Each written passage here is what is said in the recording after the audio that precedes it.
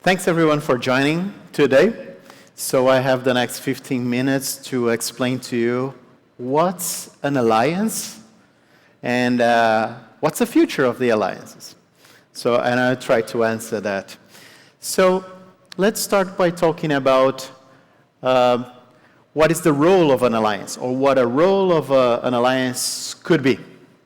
So definitely, two companies, independently of being in the airline industry or not, they get together to increase brand awareness, to reach a larger audience, to be more cost-effective with their joint initiatives. These alliances should definitely help companies to reach new markets and increase sales, and should help the companies to reduce risks with technology, with competition. And it's no different in the airline segment.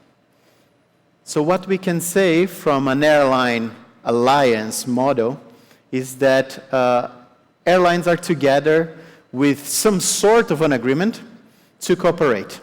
Fact is that airlines have been together to cooperate for almost 30 years now, and things have changed a lot.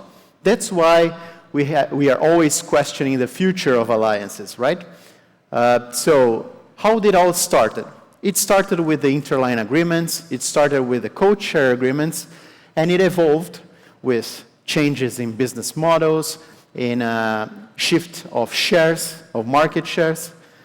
And also, I can say for myself that I've seen so many projects in the alliance world, not even seeing a daylight, talking about being efficient in purchasing, in procurement, or even what's the role of an alliance in sustainability, such an important topic.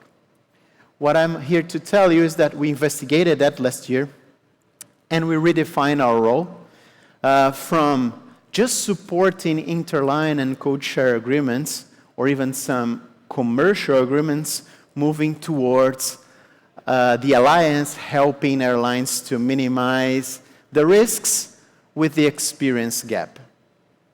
And this risk will always be there. So if the portion of interline and code shares revenue contribution is 10, 5, 7, 15% of the entire airline revenue, the fact is that the gap in the experience between the online experience and the interline experience will always be there. So the alliance's role is to help reducing this risk, filling this gap. And I'll tell you how. But first, I'll start with this redefinition of the vision and mission of the alliance, which in the past was very business-oriented, which in the past was to be the leading alliance contributing to the shareholders. It was also to deliver from the perspective of the 50 of us that sit here in Singapore, delivering something to the carriers. And we changed.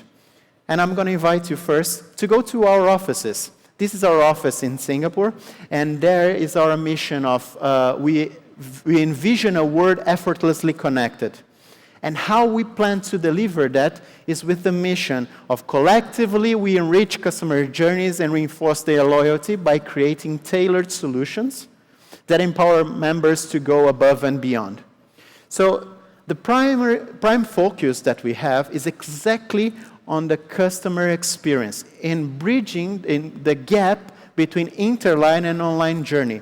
This is something that our competitors always have to deal with, and of course we keep an eye on what they're doing, but our main competition is not the other alliances. It's exactly the gap between what a customer can have today as an experience when flying a multi-segment online journey to an interline one. But that can only be delivered collectively. And that was a big shift when we moved from a mission of the 50 of us in Singapore that works for the Star Alliance Corporation to a mission that all the members together have to deliver. So collectively we set the bar of what is going to be this joint customer journey. How we bridge the gap? Delivering some technical digital solutions mostly. And, very important, delivering things that the airlines cannot deliver on their own. So we go beyond. We try to deliver to Singapore Airlines beyond Singapore Airlines. We try to deliver beyond United. We try to deliver beyond Lufthansa. So it's exactly the in-between scenario.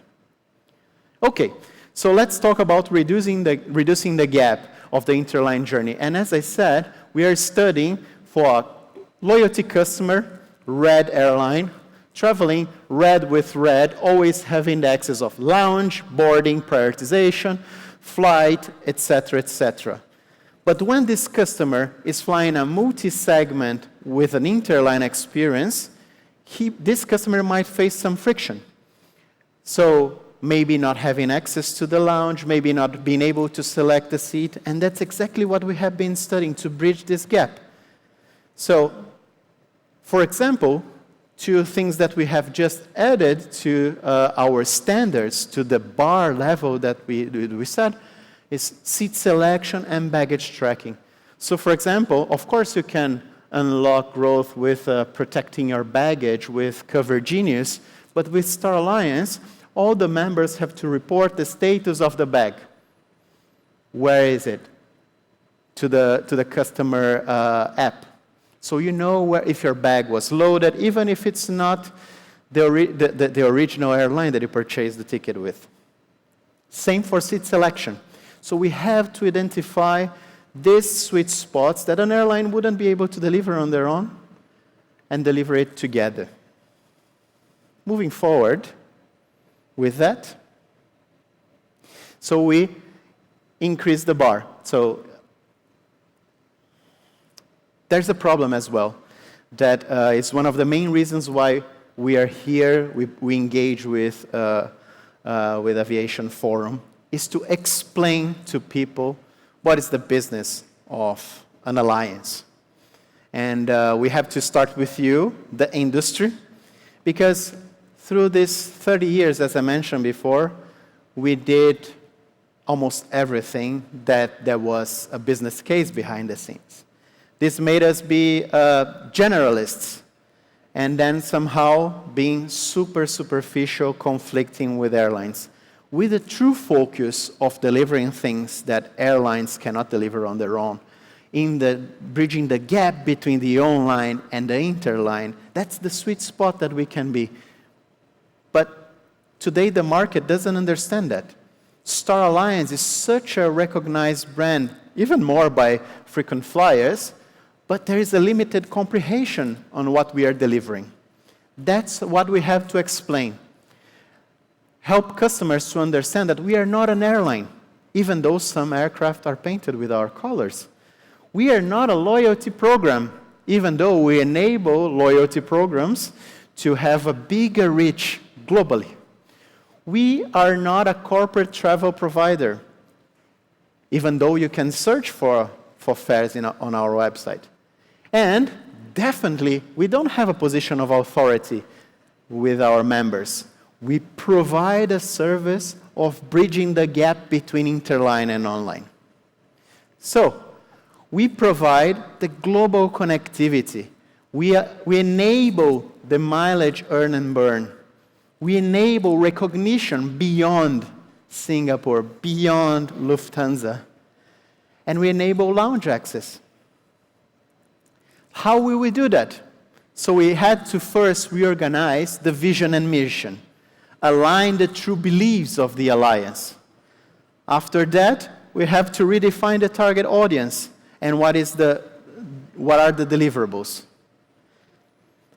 And then we had to find the right strategy. So if you go today to the 3 major alliances' Instagram account, LinkedIn account, you could easily confuse us, with an airline, for example. You could confuse us with a loyalty program, and we have to shift from that direction. It's hard to explain that, but together we can do that and really go to the sweet spot that an airline alliance should be. And how we are going to do that? So we are trying to step in this environment of ingredient branding. So we are going to explain B2B2C that we are an enabler. And we're not the first ones. In the segment, maybe, but in the world, like we have Tetra Pak, Intel, we have Visa having the same role. There is no credit card without an issuer. There is no, it could be a computer without a processor, but maybe it was not that good as Intel, right? So that is the approach that we want to have. We don't want customers to come to our touch points and understand us as an airline.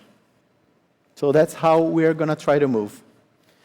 Okay, so I just want to come with some facts so I could try to prove my point to you that there is a sweet spot, there is a future for airline alliances, and that sweet spot is bridging the gap between online and interline experience. How I'm going to do that? So since we had this change from 2023 to 2024, enhancing true pain points identified in NPS, we managed to grow 26% the NPS score. And that's huge. The ones in the room that managed NPS will say, oh, that's a challenging one. Well, if your score was 5 and then you grew a little bit, that's not that challenging. But that was not our case. Also, some could say, Renato, but it's just a score. A score doesn't say anything. And I will agree to that. Managing NPS just by the score, even knowing that the scores are not comparable because there are different target audiences being measured, you can say that a number doesn't say anything. And I'm going to agree with that. So that's why we go deeper to understand the root cause analysis of this NPS. And that was the trigger of the 26%. So we identified that baggage and IROPS, they were the biggest impacts in the NPS. So we tried to act with processes, with solutions, and pushing the delivery of what we called baggage tracking. And with that, we already had an increase in customer perception. So identifying the right root causes turn these negative points to positives and help us increasing 26% of our NPS. So if I wanted to leave a message in your minds, first, thank you for joining me here today. Remind yourselves that Star Alliance is bridging the gap between the online and interline experience, and is trying to provide to you an experience beyond your favorite airline. Thank you.